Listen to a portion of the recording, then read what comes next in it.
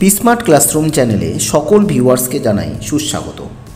আজকের ভিডিওতে নিয়ে এসেছি নবম ও দশম শ্রেণীর জন্য কার্যকরী বাংলা ব্যাকরণ এবং আধুনিক বাংলা সাহিত্যের ইতিহাস থেকে গুরুত্বপূর্ণ কিছু প্রশ্নাবলী, যেগুলি অত্যন্ত কার্যকরী হবে আশা করছি আপকামিং পিএসসি এবং এসএলএসটি পরীক্ষার জন্য।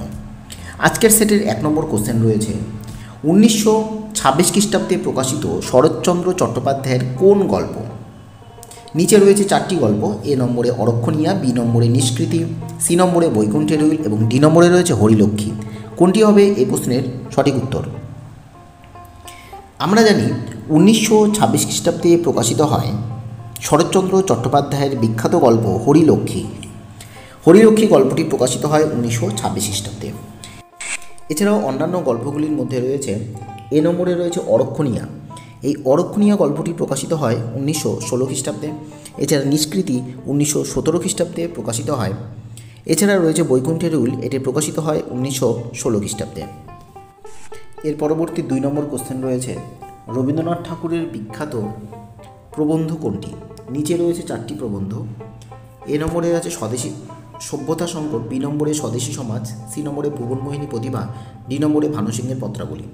এই 4টি প্রবন্ধের মধ্যে রবি ঠাকুরের বিখ্যাত প্রবন্ধ নিচের কোনটি হবে? রবীন্দ্রনাথের বিখ্যাত প্রবন্ধ হবে স্বদেশী সমাজ, অর্থাৎ বি নম্বর হবে এই প্রশ্নের সঠিক উত্তর। এই স্বদেশী সমাজ প্রবন্ধটি প্রকাশিত হয় 1904 খ্রিস্টাব্দে এবং এই প্রবন্ধে রবীন্দ্রনাথ ঠাকুর স্বদেশী আন্দোলনের প্রেক্ষাপটে রচনা করেছেন। এক্ষেত্রে রবীন্দ্রনাথ ঠাকুর রাজনৈতিকতার থেকেও সামাজিক দর্শনের ওপর বেশি গুরুত্ব দিয়েছেন স্বদেশী সমাজ প্রবন্ধে। এরপরে আমরা দেখতে পাচ্ছি এ নম্বরে আছে সভ্যতার সংকট। এই সভ্যতার সংকট প্রবন্ধটি রবীন্দ্রনাথ ঠাকুরের শেষ প্রবন্ধ, যেটি প্রকাশিত হয় 1941 খ্রিস্টাব্দে। এরপর রয়েছে ভুবনমোহিনী প্রতিভা, এটি রবীন্দ্রনাথের প্রথম প্রবন্ধ। এই ভুবনমোহিনী প্রতিভা প্রবন্ধটি প্রকাশিত হয় 1876 খ্রিস্টাব্দে। এরপর রয়েছে ভানুসিংহের পত্রাবলী।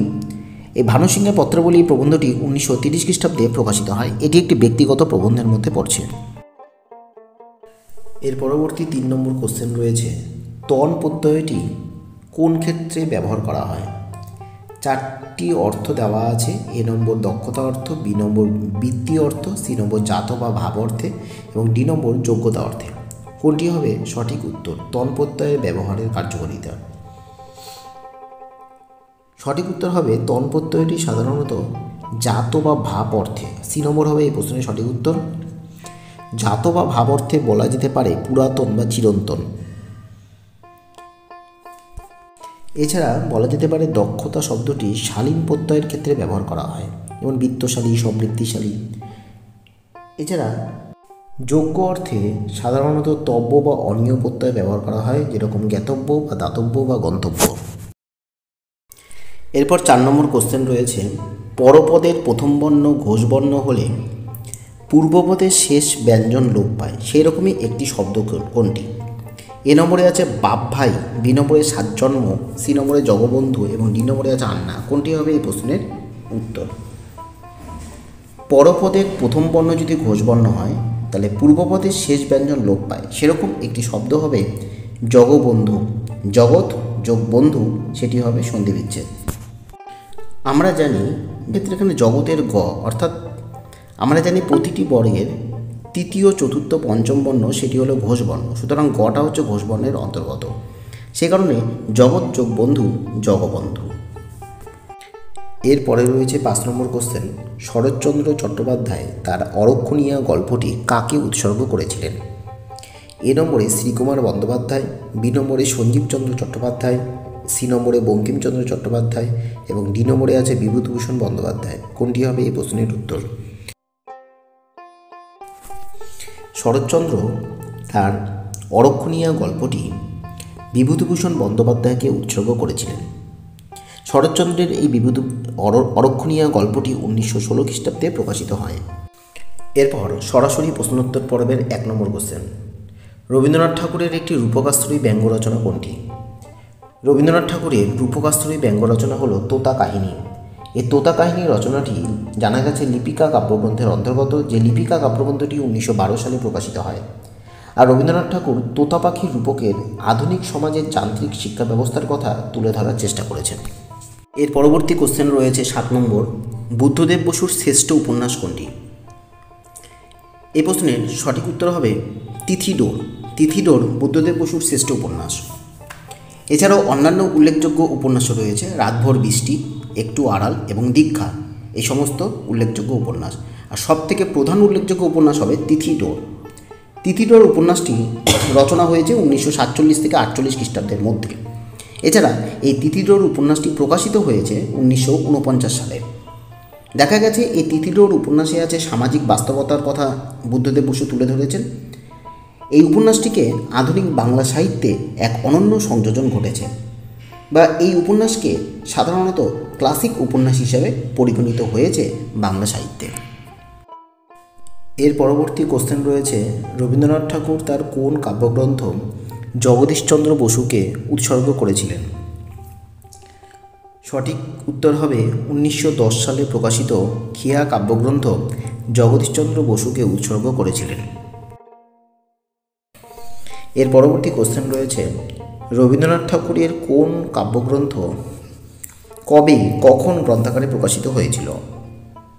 উত্তর হবে কবি কাহিনী। এই কবি কাহিনী কাব্যগ্রন্থ প্রথম গ্রন্থাকারে প্রকাশিত হয়েছিল 1878 খ্রিস্টাব্দে। আর এই কবি কাহিনী কাব্যগ্রন্থটি রবীন্দ্রনাথের প্রথম জীবনের কাব্য। এটি রোমান্টিক উপাখ্যানমূলক একটি গ্রন্থ।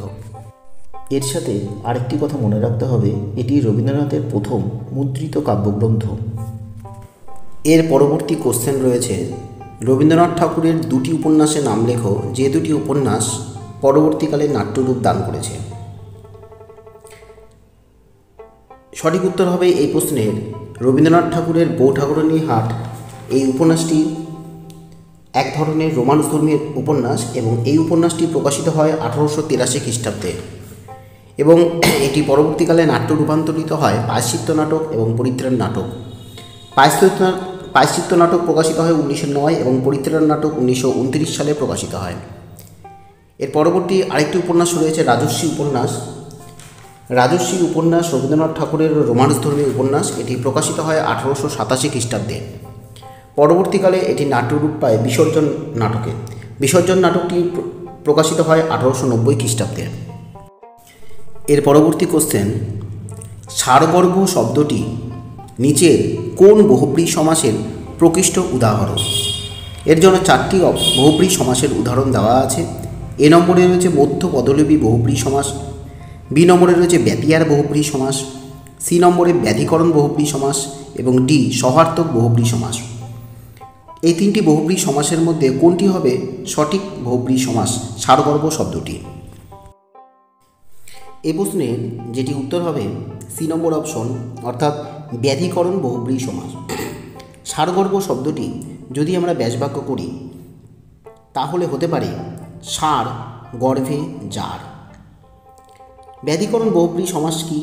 আমরা জানি যে সমাসে পূর্বপদটি শূন্য বিভক্তি থাকবে এবং পরপদটি অবশ্যই অধিকরণ কারকের এ বা তে বিভক্তি যুক্ত হবে, সেটি হলো ব্যাধিকরণ বহুব্রী।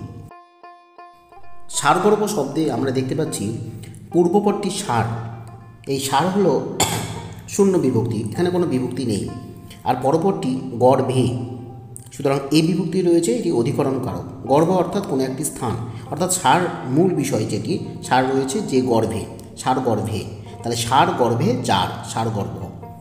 এছাড়া 1 নম্বরে অপশন রয়েছে মধ্যপদলোপী বহুব্রী। সেটা কি? মধ্যপদলোপী আমরা বুঝতে পারছি যে বহুব্রী সমাসের মাঝখানে পদটি লুপ্ত হয়ে যাবে, সেটা মধ্যপদলোপী বহুব্রী সমাস। যদি এখানে বলা হয় চন্দ্রমুখী, তাহলে ব্যাসবাক্য করলে হবে চন্দ্রের মতন মুখ যে নারী, অর্থাৎ এখানে মধ্যবর্তী পদটি কিন্তু নাই, এখানে শুধু চন্দ্রমুখী শব্দটি রয়েছে। আর যেটা রয়েছে ডি নম্বর অপশন সহার্থক বহুব্রী সমাস, এই বহুব্রী সমাসের অবশ্যই সমস্ত পদটির পূর্বে দন্তস্ব দিয়ে যুক্ত থাকবে এবং পূর্বপদটি বিশেষ্য পদ হবে, অর্থাৎ যদি বলা হয় সপুত্র, পুত্রের সাথে বর্তমান, সহার্থক বহুব্রী। এছাড়া রয়েছে ব্যতিয়ার বহুব্রী। সেটা কি? ব্যতিয়ার বহুব্রী হচ্ছে পরস্পর একজাতীয় ক্রিয়ার বিনিময় বোঝাবে, অর্থাৎ হাতাহাতি, হাতে হাতে যে যুদ্ধ, সেরকম থাকলে এটি ব্যতিয়ার বহুব্রী সমাস হয়। সুতরাং এই প্রশ্নের সঠিক উত্তর হবে ব্যাধিকরণ বহুব্রী সমাস।